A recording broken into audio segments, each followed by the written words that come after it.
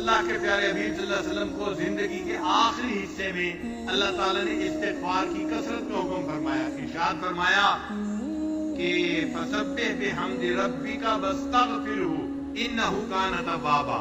اب وہ اللہ کے محبوب صلی اللہ علیہ وسلم جو معصوم تھے، جنہوں نے حق ادا کر دیا تھا زندگی گزارنے کا، صحابہ سے پوچھا تھا حجۃ الوداع کے موقع پہ، کیا میں نے اللہ کا پیغام پہنچا دیا؟ صحابہ نے 1,24,000 نے مل کر کہا تھا، ہم زبان ہو کے کہا تھا، اے اللہ کے حبیب صلی اللہ علیہ وسلم ادیت الامانہ، آپ نے امانت کو پہنچا دیا، نصح الامہ، امت کو آپ نے نصیحت کر دی۔ صحابہ نے جب تصدیق کی، نبی اسلام نے شہادت کی انگلی آسمان کی طرف اٹھائی اور کہا اللہم اشہد، اللہ گواہ رہنا میں نے اپنی زندگی کے مقصد کو پورا کر کے دکھا دیا۔ تو جنہوں نے زندگی کے مقصد کو پورا کر کے دکھا دیا، اللہ ان کو بھی فرما رہے ہیں آپ اللہ کی تسبیح بیان کیجئے اور استغفار کیجئے، اللہ تعالیٰ توبہ کو قبول کرنے والے ہیں۔ تو نتیجہ یہ نکلا، ہر بندہ نیک ہو یا بد ہو، گناہگار ہو یا نیکوکار ہو، ہر بندے کو استغفار کرنا ہے تاکہ اللہ تعالیٰ اس کے کیے ہوئے عملوں کو قبول فرما لے۔ حضرت علی رضی اللہ عنہ عجیب انداز سے اللہ کے سامنے استغفار کرتے تھے، فرمایا کرتے تھے یا حی یا قیوم یا رحمان یا رحیم، یہ اللہ تعالیٰ کے نام پکارتے تھے دعا سے پہلے۔ اللہ فرماتے ہیں وَلِلَّهِ الْأَسْمَاءُ الْحُسْنَى فَادْعُوهُ بِهَا، اللہ تعالیٰ کے پیارے پیارے نام ہیں، ان ناموں سے اپنے اللہ کو پکارو۔ چنانچہ وہ اللہ کو اس کے پیارے ناموں سے پکارتے تھے، یا حی یا قیوم یا رحمان یا رحیم، اغفر لی الذنوب التی تحل النقم، اے اللہ میرے ان گناہوں کو معاف کر دے جو میرے اوپر ذلت کو حلال کر دیتے ہیں۔ اغفر لی الذنوب التی تغیر النعم، اے اللہ میرے ان گناہوں کو معاف کر دے جو میرے اوپر آنے والی نعمتوں کو بند کروا دیتے ہیں۔ اغفر لی الذنوب التی تورث الندم، اے اللہ میرے ان گناہوں کو بھی معاف فرما دے جن کی وجہ سے انسان کو ندامت اٹھانی پڑتی ہے۔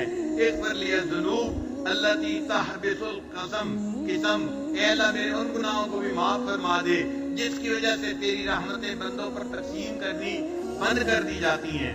اغفر لی الذنوب، اللہ میرے ان گناہوں کو بھی معاف کر دے الذی تنزل البلاء، کہ جس کی وجہ سے بلائیں نازل کر دی جاتی ہیں۔ اغفر لی الذنوب، اللہ میرے ان گناہوں کو بھی معاف کر دے الذی تحتک العصم، کہ جس کی وجہ سے انسان کے اوپر سے عصمت کو اٹھا لیا جاتا ہے اور انسان گناہوں کا ارتکاب کرتا ہے۔ اغفر لی الذنوب، میرے ان گناہوں کو معاف کر دے توجل الفلاح، جو فلاح کو جلدی لے آتی ہے۔ اغفر لی الذنوب تزید الاعداء، میرے ان گناہوں کو بھی معاف کر دے جن کی وجہ سے انسان کے دشمنوں کو بڑھا دیا جاتا ہے۔ اغفر لی الذنوب تقطع الرجاء، ان گناہوں کو بھی معاف فرما دے جن کی وجہ سے امید کو کاٹ دیا جاتا ہے۔ اغفر لی الذنوب ترد الدعاء، اے اللہ جس کی وجہ سے دعاؤں کو رد کر دیا جاتا ہے۔ اغفر لی الذنوب تمسک غیث السماء، ان گناہوں کو بھی معاف کر دے جن کی وجہ سے آسمان سے بارش کو روک دیا جاتا ہے۔ اغفر لی الذنوب تظلم الہوا، اغفر لی الذنوب تکشف الخطا، اے اللہ میرے تمام گناہوں کو معاف فرما دے۔ یعنی ایک ایک گناہ کا گویا نام لے کر وہ اللہ تعالیٰ سے معافی مانگا کرتے تھے۔ یہ توبہ اور استغفار ایسی عبادت ہے جس کا اللہ نے انبیاء کو بھی حکم فرمایا، ایسی عبادت ہے جس کا نفع دنیا میں بھی ہوتا ہے آخرت میں بھی ہوتا ہے، ایسی عبادت ہے جو اپنے لیے بھی کرنے کا حکم ہے اور دوسروں کے لیے بھی کرنے کا حکم ہے۔ انسان اپنے لیے بھی استغفار کرے اور اپنے دوسرے مسلمان بھائیوں کے لیے بھی استغفار کرے۔ ہم بھی استغفار کرتے ہیں اپنے لیے اور اللہ کے فرشتے بھی ایمان والوں کے لیے استغفار کرتے ہیں۔ یہ ایسی عبادت ہے، ہمیں اس عبادت کو کثرت کے ساتھ کرنا چاہیے۔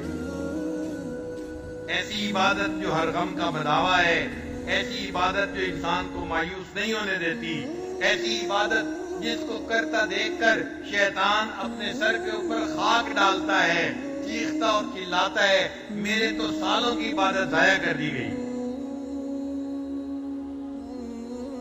اپنی حالت پہ نادم ہونا، اپنے گناہوں پہ شرمندہ ہونا اور محبوب کو منانے کی فکر ہونا اور یوں کہنا کہ میرے رب میں مجرم ہوں، مجھے معاف فرما دے، اس کو استغفار کہتے ہیں۔ چنانچہ حضرت یوسف علیہ السلام نے مچھلی کے پیٹ کے اندر توبہ کی تھی، اللہ نے 3 اندھیروں میں ان کی دعا کو قبول کر لیا تھا۔ 3 اندھیرے کون سے تھے؟ ایک رات کا اندھیرا، ایک سمندر کے پانی کا اندھیرا، اور تیسرا مچھلی کے پیٹ کا اندھیرا۔ 3 اندھیروں کے اندر جہاں گپ اندھیرا تھا، انہوں نے وہاں بیٹھ کر اللہ کو پکارا، اللہ نے ان کی دعا کو وہاں بھی قبول فرما لیا۔ ہم بھی اگر آج کی اس بابرکت رات میں، نورانی رات میں، رمضان کی رات میں اللہ کو پکاریں گے، اللہ تعالیٰ اس بابرکت رات میں ہماری دعا کیوں نہیں قبول فرمائیں گے؟ قرآن مجید میں ہے، اس نادا فی الظلمات، جب انہوں نے اندھیروں کے اندر اپنے رب کو پکارا اور یوں کہا، لا الہ الا انت سبحانک انی کنت من الظالمین، اے اللہ آپ پاک ہیں اور اے اللہ میں گنہگار ہوں، میرے گناہوں کو معاف فرما دے۔ اللہ نے ان کی توبہ کو قبول کر لیا تھا۔ یہ جو ہے نا اللہ کی تسبیح بیان کرنا، یہ اللہ کو بہت پسندیدہ ہے۔ تسبیح پڑھنے کی وجہ سے اللہ نے ان کو مچھلی کے پیٹ سے نکال لیا تھا۔ اللہ تعالیٰ قرآن مجید میں فرماتے ہیں، فَلَوْلَا أَنَّهُ كَانَ مِنَ الْمُسَبِّحِينَ، کہ اگر یوسف علیہ السلام اللہ کی تسبیح نہ پڑھتے، لَلَبِثَ فِي بَطْنِهِ إِلَى يَوْمِ يُبْعَثُونَ، وہ قیامت تک مچھلی کے پیٹ کے اندر رہتے۔ انہوں نے اللہ کی تسبیح بیان کی، اللہ نے مچھلی کے پیٹ سے نکال دیا۔ اگر یونس علیہ السلام نے مچھلی کے پیٹ میں اللہ کی تسبیح بیان کی تھی، اللہ نے ان کو مچھلی کے پیٹ سے نکال دیا تھا۔ ہم بھی گناہوں کی مچھلی کے پیٹ میں گھسے ہوئے ہیں، ہم باہر نہیں نکل پا رہے۔ آج کی اس رات میں ہم اللہ کی تسبیح بیان کریں گے اور اللہ کو پکاریں گے، اللہ تعالیٰ گناہوں کی مچھلی کے پیٹ سے ہمیں بھی نجات عطا فرما دے گے۔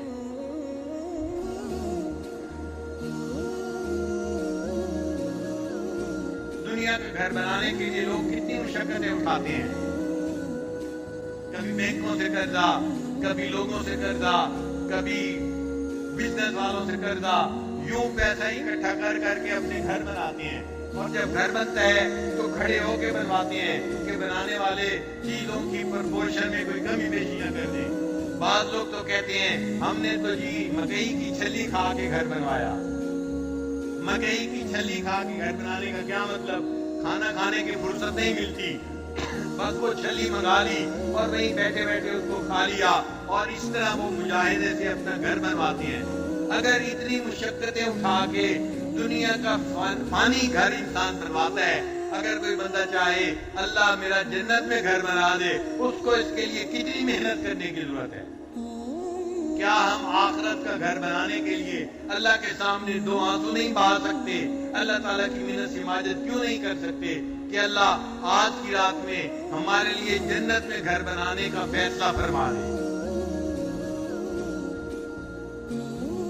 استغفار شیطان کی کمر کو توڑ دیتا ہے اور شیطان خائب و خاسر ہو جاتا ہے، اور اللہ تعالیٰ بندے کی مراد کو پورا کر دیتے ہیں۔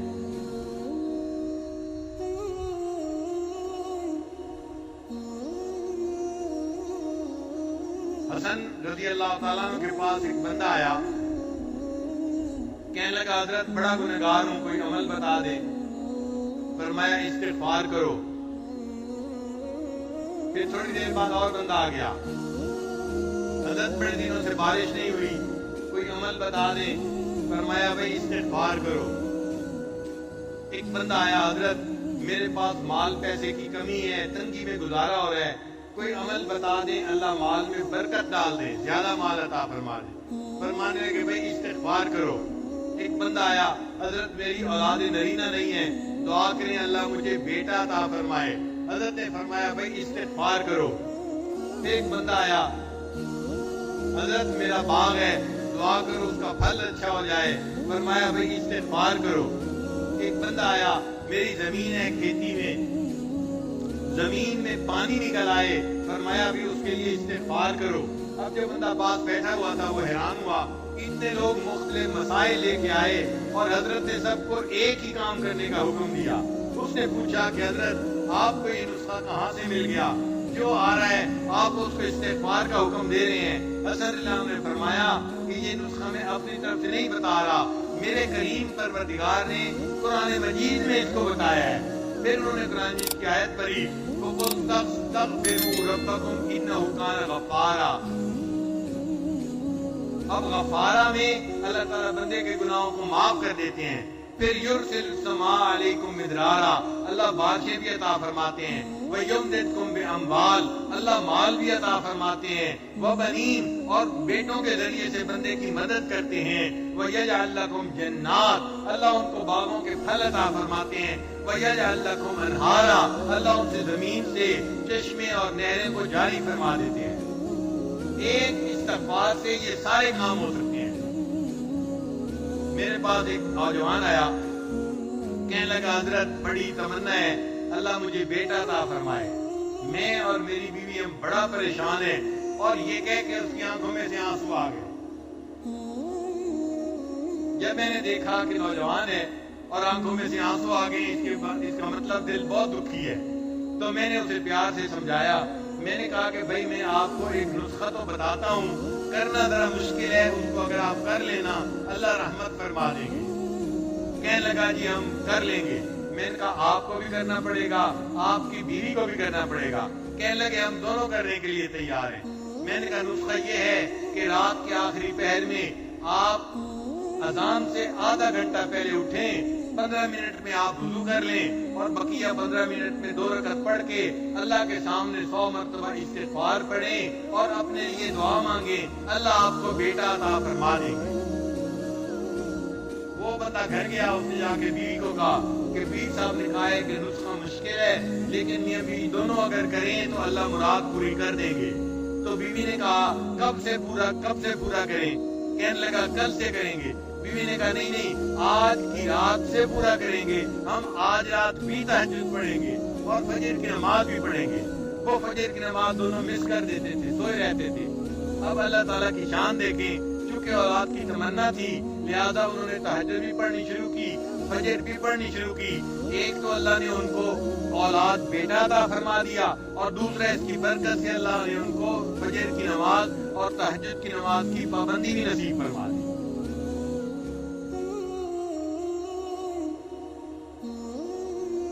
تو اس نسخے کی برکت سے اللہ تعالیٰ نے ان کو اولاد نرینہ بھی عطا فرما دی، اور اللہ نے ان کو تہجد اور فجر کی پابندی بھی عطا فرما دی۔ آج بھی مجلس میں کوئی ایسا بندہ ہے جو چاہتا ہے کہ میرا بیٹا ہو، وہ اس نسخے پہ عمل کر کے دیکھ لے۔ اللہ کا کلام سچا ہے، وَمَنْ أَصْدَقُ مِنَ اللَّهِ قِيلًا، یہ بات آپ 100% سچی پائیں گے، اللہ آپ کو اولاد کی نعمت سے محروم نہیں کریں گے۔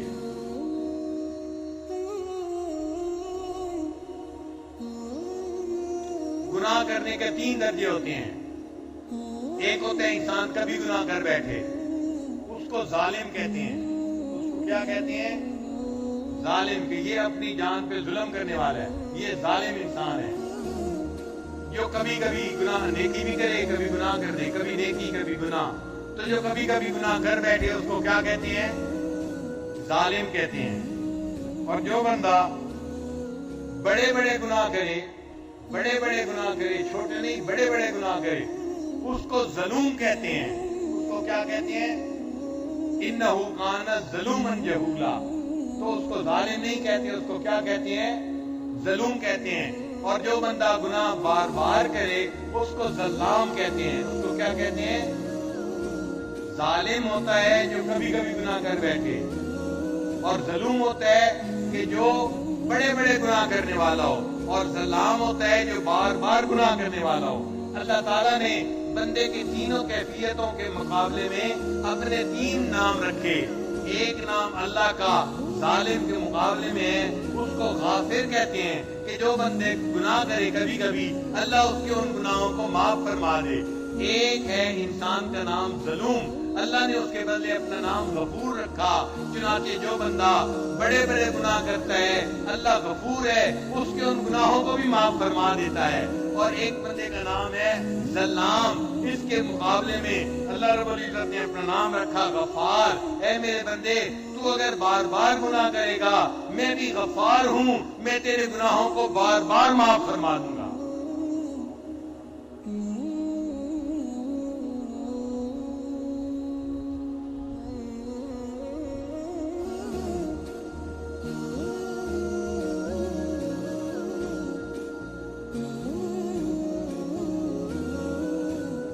इसलिए जब बंदे से गुनाह सरजद हो जाए तो उसके लिए एक्सक्यूज न दे अल्लाह को, बल्कि गुनाहों को तस्लीम करके अल्लाह से माफी मांगे।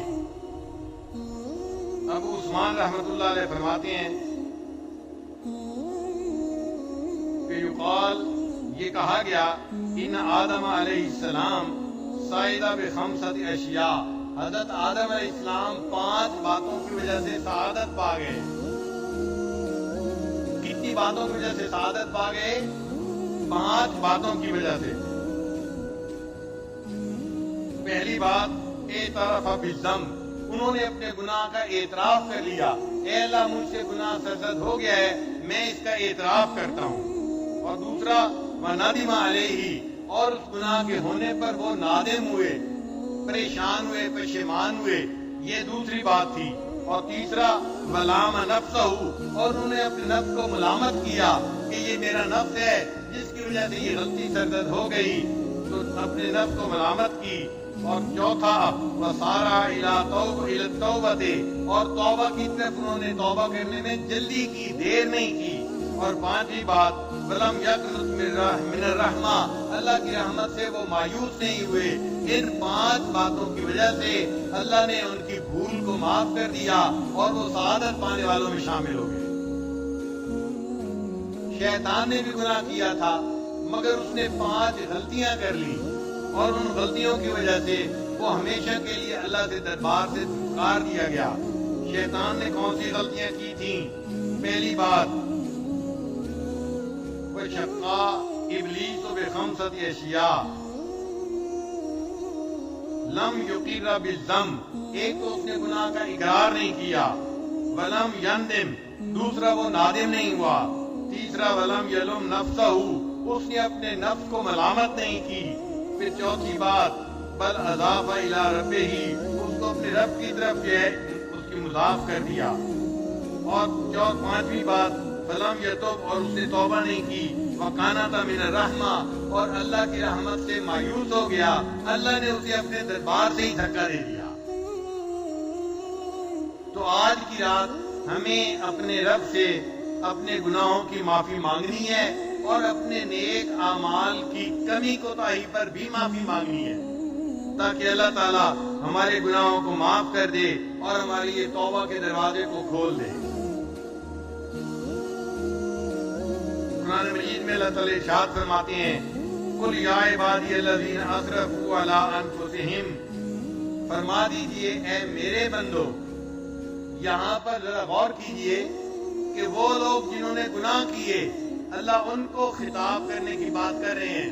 तो यूं भी फरमा सकते थे, इन बंदों से कह दो क्योंकि इन्होंने गुनाह किए। हमने दुनिया में देखा है, बाप अगर बेटे से किसी गलती की वजह से नाराज हो तो बीवी को कहते हैं, किसी को सीधा हो जाए, किसी को सीधा हो जाए। देखा बात का अंदाज, बात में अजनबियत होती है, जैसे ताल्लुक ही कोई नहीं है। किसी को सीधा हो जाए वरना मैं इसे घर से निकाल दूंगा। अल्लाह ने गुनाह करने वालों को ऐसे नहीं कहा कि इन्हें कहो ये तौबा कर ले। अल्लाह ने फरमाया, कुल, मेरे महबूब फरमा दीजिए, या इबादी, ऐ मेरे बंदो। सुभान अल्लाह, इतने बड़े गुनाह होने के बाद अल्लाह ने अपनी निस्बत से मालूम नहीं किया, ऐ मेरे बंदो। अभी भी अल्लाह मेरे का लफ्ज़ इस्तेमाल फरमा रहे हैं, ऐ मेरे बंदो। अल्लज़ीना असरफू अला अनफुसिहिम, जिन्होंने अपनी जानों पर जुल्म किया। ला तक़नतू मिन रहमतिल्लाह, अल्लाह की रहमत से मायूस ना होना। इन्नहु यग़फ़िरु ज़ुनूब जमीआ, वो तमाम गुनाहों को बख्शिश करने वाला है। इन्नहु हुवल गफूरुर रहीम, बेशक बड़ा गफूर भी है और बड़ा रहीम भी है। लिहाजा चोर हो या डाकू हो, शराबी हो या ज़ानी हो, झूठा हो फरेबी हो, जवारी हो नशेई हो, जालिम हो कातिल हो, बदकार हो اور خائن ہو، مشرک ہو یا کافر ہو، کوئی بھی ہو، اگر وہ توبہ کرے گا اللہ تعالیٰ اس کی توبہ کو قبول فرما لیں گے۔ بعض لوگ اپنے گناہوں سے تنگ آ کے کہتے ہیں جی میں تو دعا مانگتا ہوں اللہ مجھے موت دے دے۔ حدیث پاک میں ہے تم اللہ سے موت نہ مانگو۔ لا یتمنی احدکم الموت، تم میں سے کوئی بندہ اپنے موت کی تمنا نہ کرے۔ اما محسنا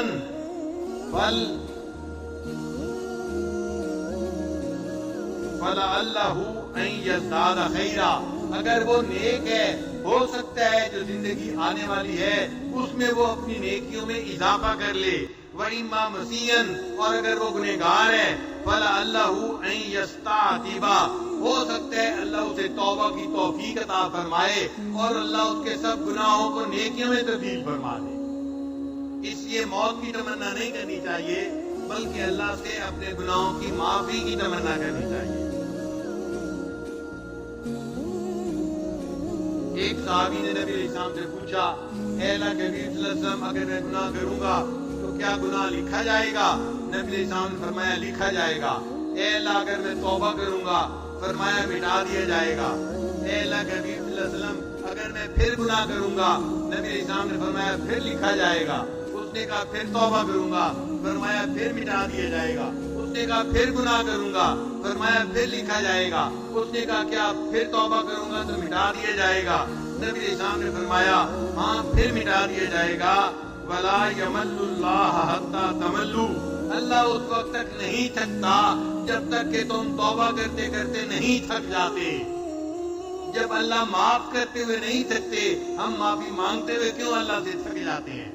تو ہمیں چاہیے آج کی رات میں اللہ سے خوب یقین کے ساتھ معافی مانگیں تاکہ اللہ ہمارے قصوروں کو معاف کر دے اور ہمیں اللہ تعالیٰ اپنے معاف کیے ہوئے گنہگار بندوں میں شامل فرما دے۔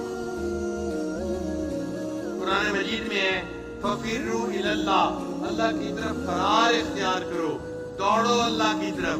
ہم اللہ کی طرف بھاگیں آج کی رات میں۔ اے اللہ ہم آپ کی بخشش کی طرف بھاگ کے آ رہے ہیں، ہمیں آپ کی رحمت چاہیے، بخشش چاہیے۔ اے اللہ ہمیں اپنی بخشش اور رحمت سے نواز دیجیے گا۔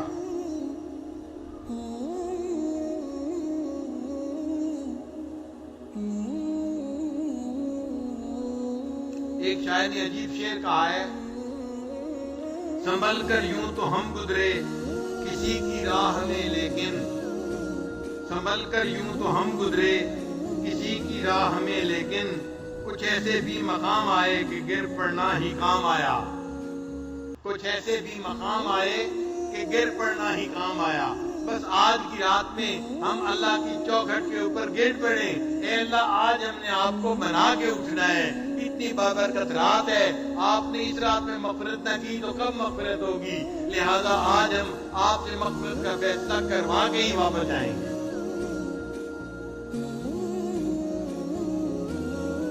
کشف المحجوب میں علی اجمیری رحمۃ اللہ لکھتے ہیں کہ ایک بزرگ تھے، وہ فرماتے ہیں مجھ سے ایک دفعہ گناہ ہو گیا، میں نے توبہ کی، پھر گناہ ہو گیا، پھر توبہ کی، پھر گناہ ہو گیا، پھر توبہ کی، گناہ ہوتا رہا، میں اللہ سے معافی مانگتا رہا۔ وہ کہتے ہیں کہ میں نے 70 دفعہ وہ گناہ کیا، جب 70ویں دفعہ پھر میں نے معافی مانگی، اللہ نے 71ویں دفعہ اس گناہ کو کرنے سے میری حفاظت فرما لی، پھر میں نے پوری زندگی اس گناہ کو کبھی نہیں کیا۔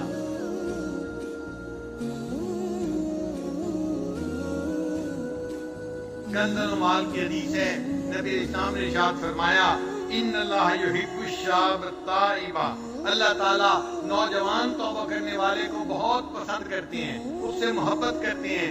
یہ نوجوان ہے اور میرے سامنے رو رو کے معافی مانگ رہا ہے، یہ بندہ اللہ تعالیٰ کو پیارا لگتا ہے، اللہ اس کو اپنا محبوب بنا لیتے ہیں۔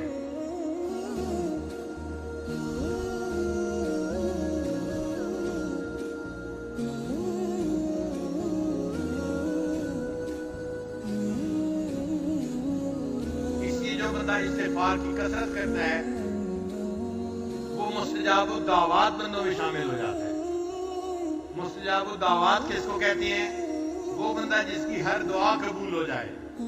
تو جو کثرت سے استغفار کرتا ہے اس کی ہر دعا کو اللہ قبول فرماتے ہیں۔